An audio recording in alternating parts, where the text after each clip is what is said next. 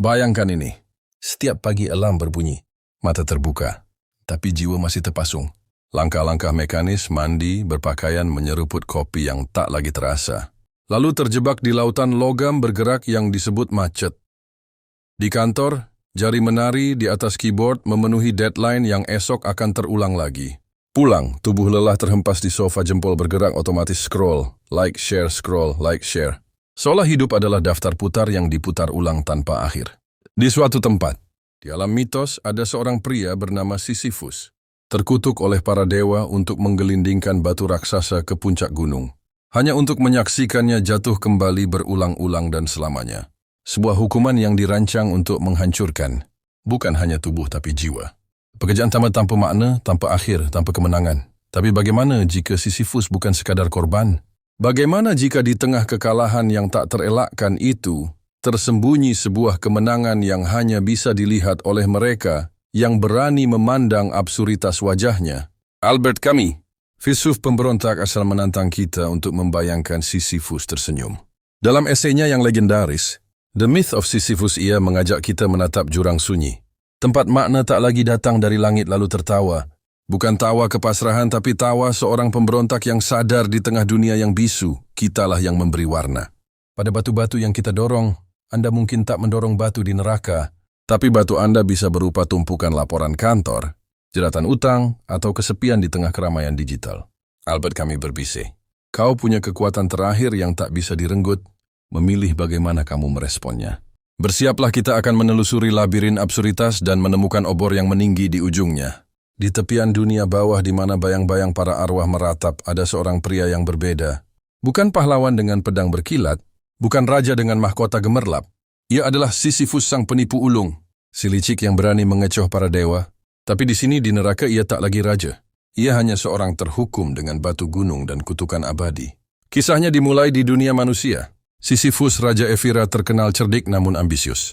Suatu hari ia melakukan dosa yang tak termaafkan. Ia mempermainkan Thanatos, sang dewa kematian, dengan tipu muslihat. Ia merantai sang maut sendiri hingga tak ada satupun jiwa yang bisa mati. Bayangkan dunia kacau balau, perang tak berakhir, orang sakit tak bisa menemui ajal, bahkan para dewa kebingungan. Zeus, sang penguasa Olympus, murka. Sisyphus dihukum tapi bukan dengan siksaan biasa. Ia diberi hadiah khusus keabadian di dunia bawah. Tapi keabadian macam apa? Setiap hari ia harus mendorong batu raksasa ke puncak gunung. Dan setiap kali hampir sampai batu itu terguling ke bawah, dan ia harus mulai lagi esok lusa. Dan selamanya tak ada istirahat, tak ada kemajuan. Hanya repetisi tanpa akhir. Bagi para dewa ini hukuman sempurna. Bukan rasa sakit fisik yang mereka incar, tapi penghancuran jiwa.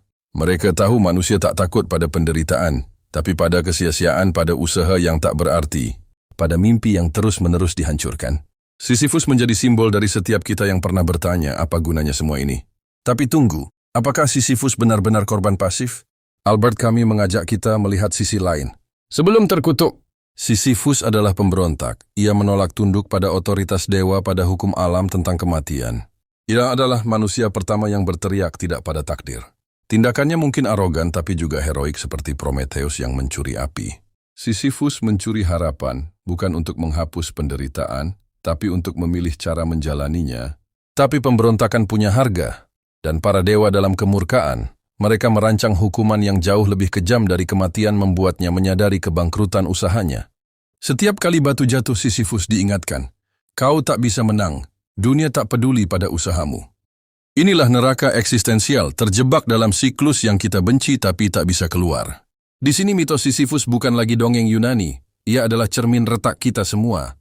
Lihatlah Phil Connors di Groundhog Day terperangkap dalam hari yang sama, atau pekerja kantoran yang terjebak dalam red race berlari di treadmill yang tak bergerak, atau kita yang scroll media sosial berjam-jam, mencari kepuasan yang tak kunjung datang. Batu kita berbeda bentuk, tapi rasanya sama berat, menjemukan dan absurd. Lalu apakah kita harus menyerah menjadi robot yang mati rasa? Albert Camus menjawab, tidak. Justru di titik nadir inilah pahlawan absurd lahir. Tapi bagaimana itu cerita untuk bagian selanjutnya? Bayangkan ini seorang pria berdiri di tepi jurang, ia berteriak sekuat tenaga ke dalam kegelapan menuntut jawaban, tapi yang terdengar hanya gemas suaranya sendiri, dingin, kosong, menyayat. Keputusasaan itulah absurditas. Dalam bahasa Albert, kami teriakan manusia yang terbentur tembok dan diamnya semesta. Albert kami bukan filsuf yang lahir dari Menara Gading. Ia tumbuh dalam kemiskinan di Aljazair. Merasakan pahitnya kolonialisme, menyaksikan Perang Dunia II yang mengubah Eropa puing di tengah dunia yang porak-poranda, ia bertanya, apa arti hidup jika kematian adalah akhir yang tak terelakkan? Mengapa kita terus berjuang ketika segala sesuatu bisa runtuh dalam sekejap? Di buku Mitos Sisyphus, Albert kami menulis kalimat legendaris. Hanya ada satu masalah filsafat yang benar-benar serius, bunuh diri. Bukan provokasi tapi tamparan. Ia memaksa kita berhadapan dengan pertanyaan paling mentah. Apakah hidup ini layak dijalani? Tapi jawabannya tak ada di kitab suci. Tak ada di teori ilmuwan, bahkan tak ada di tangan para dewa. Dunia ini bisu dan kita makhluk yang haus makna, terjebak dalam dialog satu sisi dengan kehampaan. Absurditas bukanlah tentang dunia yang tak bermakna, bukan pula tentang manusia yang ilusi. Absurditas adalah tabrakan antara dua hal itu. Jantung kita yang berdetak mencari cinta, keadilan, tujuan hidup, dan alam semesta yang acuh yang hanya menjawab angin yang berdesir atau batu yang jatuh. Seperti Sisyphus, ia ingin batunya tetap di puncak, tapi hukum gravitasi berkata lain. Disitulah neraka absurd bermula, konflik antara harapan dan realita. Franz Kafka, sastrawan absurd, menggambarkannya lewat tokoh Gregor Samsa dalam Metamorfosis. Suatu pagi Gregor bangun sebagai kecoa raksasa, tapi yang lebih mengerikan bukan transformasi tubuhnya, melainkan reaksi keluarganya yang dingin. Sistem kerja yang tetap menuntutnya masuk kantor seolah monster pun harus patuh pada deadline di sana. Kafka menunjukkan keputusasaan terbesar bukanlah tragedi, tapi kesia-siaan yang dinormalisasi. Kita semua pernah jadi Gregor atau jadi Joseph K. dalam The Trial, yang dituduh melakukan kejahatan tak jelas berkeliling pengadilan absurd tanpa tahu apa dosanya. Di era kita, pengadilan itu bernama algoritma media sosial yang menghakimi nilai diri lewat like sistem kapitalis yang mengukur hidupmu dari produktivitas atau hubungan cinta yang berantakan tanpa alasan jelas. Kita berteriak mengapa, tapi yang datang malah notifikasi kosong. Tapi Albert kami menolak dua jalan mudah bunuh diri atau pelarian religius. Bunuh diri adalah pengakuan kekalahan, pelarian ke makna ilusi adalah pengkhianatan terhadap kebenaran. Dalam kata-katanya, untuk membunuh diri atau berharap adalah menyerah pada absurditas. Lalu apa yang tersisa? Pemberontakan. Bukan pemberontakan fisik tapi revolusi kesadaran. Menerima bahwa dunia ini bisu lalu tetap bernyanyi. Namun jangan keliru, Albert kami bukan eksistensialis seperti Sartre. Ia bahkan menolak label itu. Eksistensialisme menurutnya terlalu sibuk mencari makna yang harus ditemukan. Terlalu dekat dengan lompatan iman atau konstruksi ideologis yang tak kalah ilusi. Albert kami berbeda. Ia berkata tidak mencari makna. Aku memilih hidup, di sanalah garis tegasnya. Ia menolak penghiburan tapi juga menolak keputusasaan. Ia menolak memberi makna palsu tapi juga menolak tunduk pada kehampaan. Mengakui bahwa batu akan jatuh lalu mendorongnya lagi dengan bangga. Seperti Sisyphus yang dalam kesadaran akan kutukannya menemukan kebebasan tertinggi. Tidak perlu menang untuk bermartabat, tapi bagaimana caranya memberontak tanpa harapan?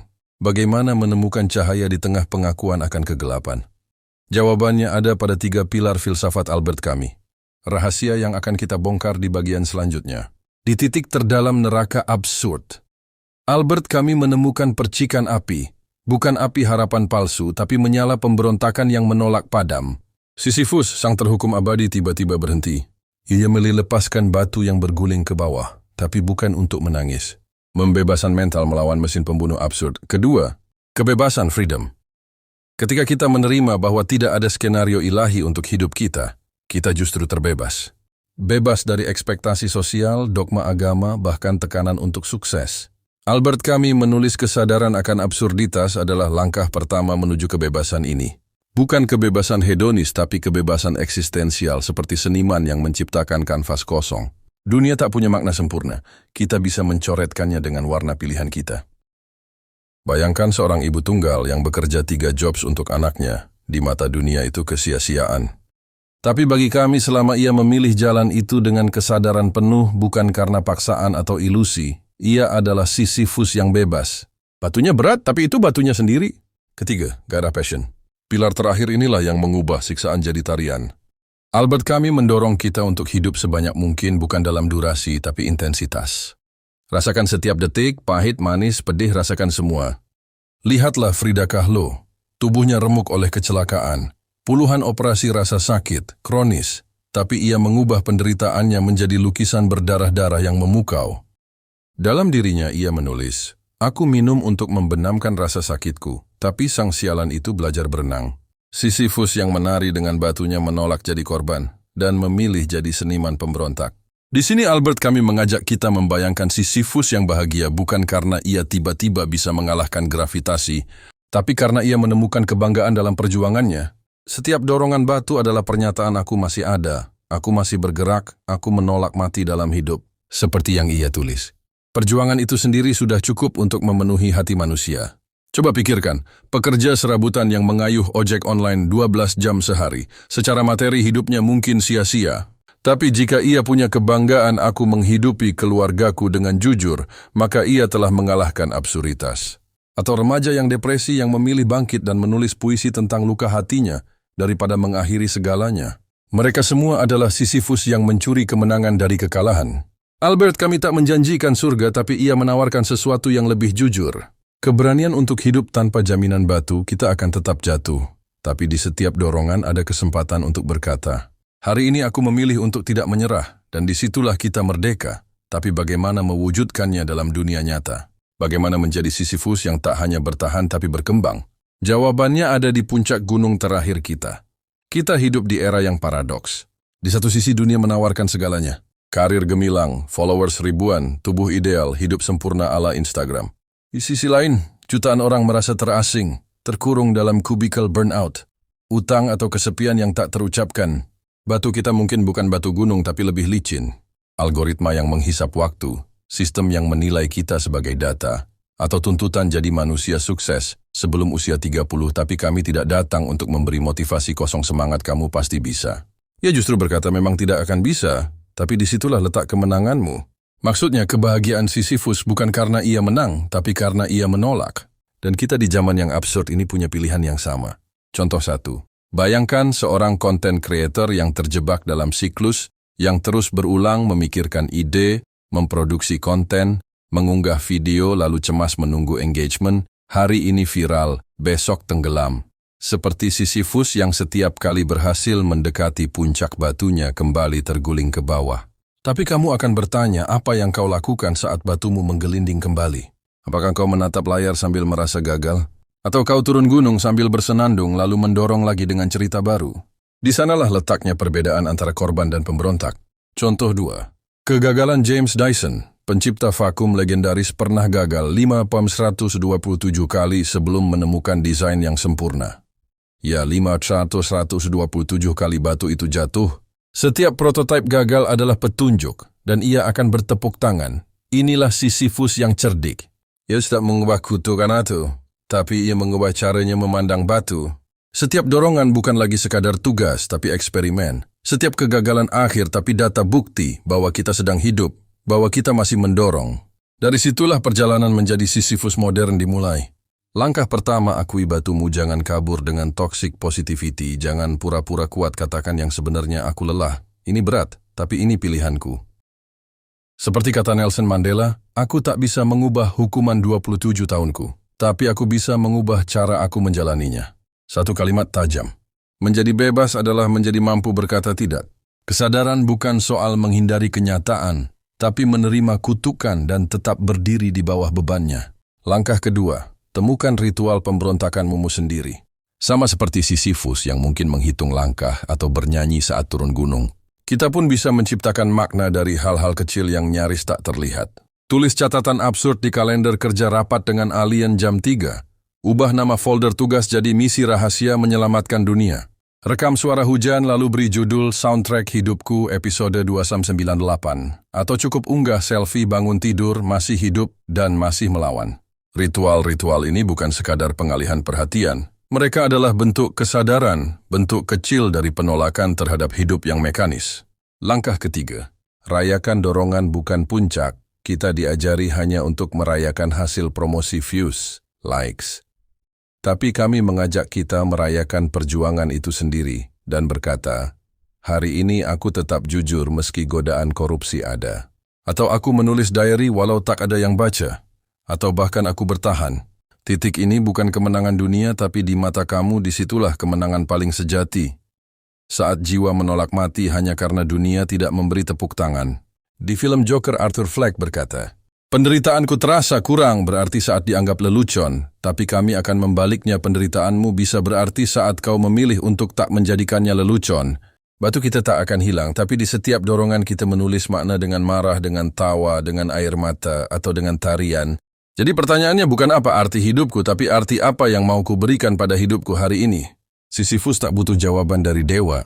Ia sudah jadi jawabannya sendiri, dan kau batu apa yang akan kau dorong.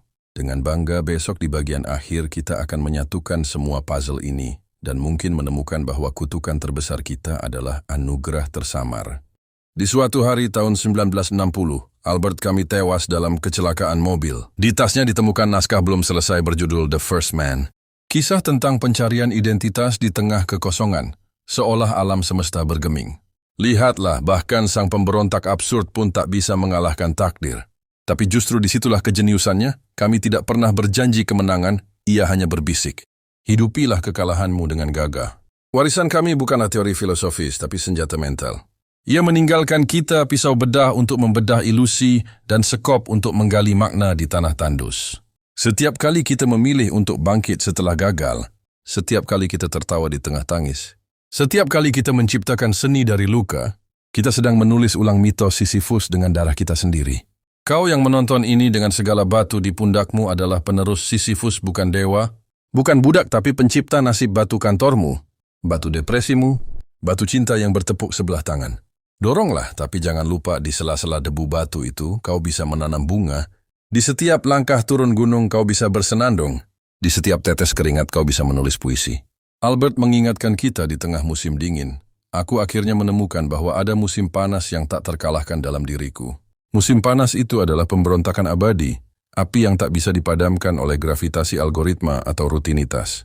Api yang hanya padam saat kau memilih untuk berhenti mengipaskannya. Jadi beginilah akhir dari pembicaraan kita. Jika hari ini berat kau boleh menangis, tapi besok dorong lagi batumu. Jika dunia bisu, berbicaralah dengan karya. Jika hidup terasa absurd, tertawalah. Tawa itu akan menggema lebih keras dari segala kesia-siaan.